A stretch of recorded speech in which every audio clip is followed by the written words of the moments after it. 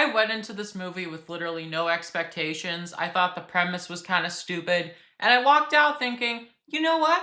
I liked it. I was surprised by this movie. I will admit the opening wasn't particularly strong. I mean, it's very heavy-handed about the environmental message, but I mean, look at the movie we're watching here. That's not particularly shocking. I don't have an issue with that. You know, you have to explain why the main character is passionate, why she cares for the beavers. I will say though that I do find it really funny that they kind of set up the grandmother in a way that was like kind of similar to what they did in Up. Obviously, does not replicate that, doesn't get anywhere near the heights of that, but you also feel her presence all throughout the movie, and it works. What I will say about this movie is that the trailers did not do it justice. Not that they're particularly bad or anything, but like the main plots of this movie, it doesn't really even touch upon them. They really don't show a lot. They did have that lizard in the post-credit scene of Elio, and they show you the scene where that clearly is from, but they actually cut out the part where he does the lizard. Like, it's kind of in the movie, but it's not really. And it was just such a missed opportunity. Also, the people that developed Hoppers,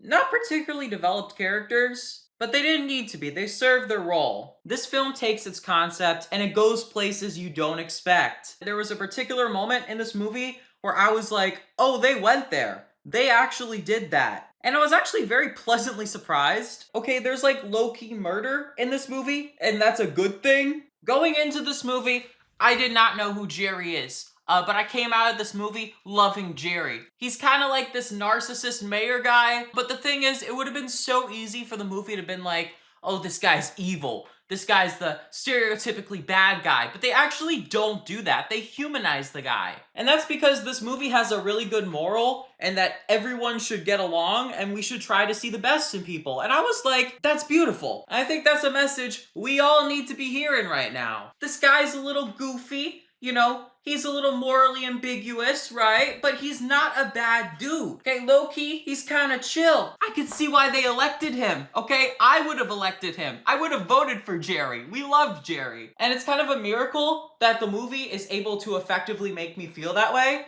after basically setting up in the first third of this movie that this guy is like directly opposed to everything the main character is standing for. There was one scene where they talk about his plans for the highway, and it was so cartoonishly over the top that I was just like, oh no, here we go again. But it avoided all of the problems that I was worried about. Like, there's literally a moment in this movie where Jerry's like, you know, we're working together, right?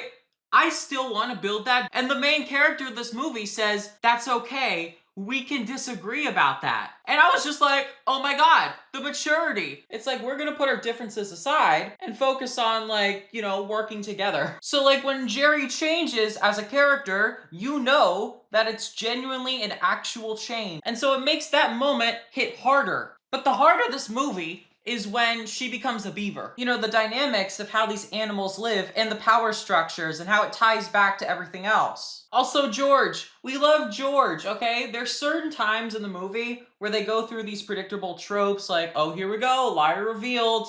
But they actually do something really smart. They have it so that Mabel isn't able to communicate with him. And just the way that they're able to perfectly convey everything without any dialogue whatsoever is extremely commendable. And it fucking works. I will say at the very end of the movie, I did want to see Mabel turn into a beaver one more time. I did want to see her talk to King George, even as like a one last goodbye. I felt what they were doing was really effective, but it didn't make sense to me how they like cut off communication for good. Just give her that one moment, okay? But other than that, I really like this movie. You know, it's an original film from Pixar, and I just wanted to do well, okay? Elio didn't do too hot. This better make more money than Elio did. Okay, I want to see this getting like 400 million in the box office. Let's make it profitable. Everybody's gonna go to see Toy Story 5. Do we need Toy Story 5? No, we don't, but we need original movies like this. I like to see people take risks, and this was definitely one of them. Like, even the art style, it doesn't look like the typical Pixar movie. Like, you don't have the Elio blobs, you know, and I don't think this art style is, like, amazing or anything, but, you know, they gave a shit. They tried. They cared about the story, and you can tell. This is what happens when creatives are allowed to be creatives. So I see that this film has a 97% Rotten Tomatoes, and I'm like, you know what?